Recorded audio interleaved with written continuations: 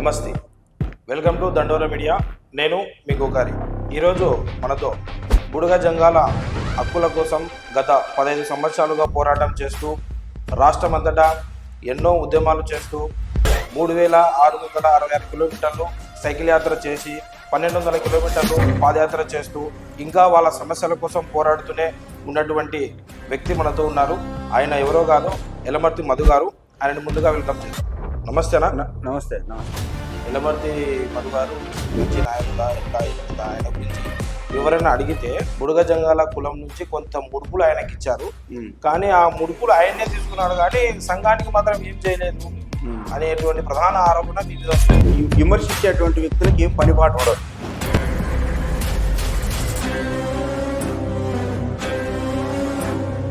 మీకు చంద్రబాబు నాయుడు గారి మీద, లోకేష్ గారి మీద నమ్మకం ఉందా? చేస్తారు అని ప్రభుత్వం తరపున మేము న్యాయం చేస్తాం, ఇక్కడ వచ్చింది దాన్ని ఇమీడియట్గా మేము పంపిస్తామని అని చెప్తే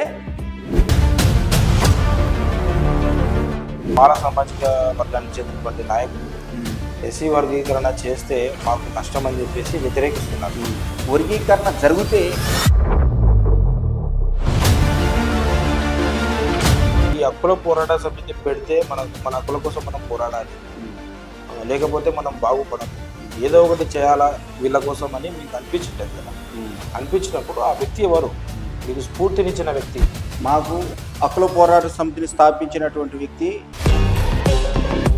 ఇప్పుడు మీ కులంలో ఏదైనా పంచాయతీ ఉన్నా కూడా పోలీస్ స్టేషన్కి రాకుండా మీరే పంచాయతీ చేసుకునేటువంటి కాలాలు ఉన్నాయి. ఇప్పుడు కూడా అలాగనే ఉందా? ఏమైనా చేంజ్ అయింది? మా కులంలో జరిగిపోతాయి. వైఎస్ జగన్మోహన్ రెడ్డి గారు ఆయన చిన్న వయసు అయినా సరే ఆయనకున్నటువంటి ధైర్య సాహసాలతో వైఎస్ఆర్ పార్టీ నిర్మించి లోకేష్ గారు ఎప్పుడు ప్రజల పక్షాన నిలబడేవారు. చంద్రబాబు నాయుడు గారు అంటే నేనేం చెప్పాను.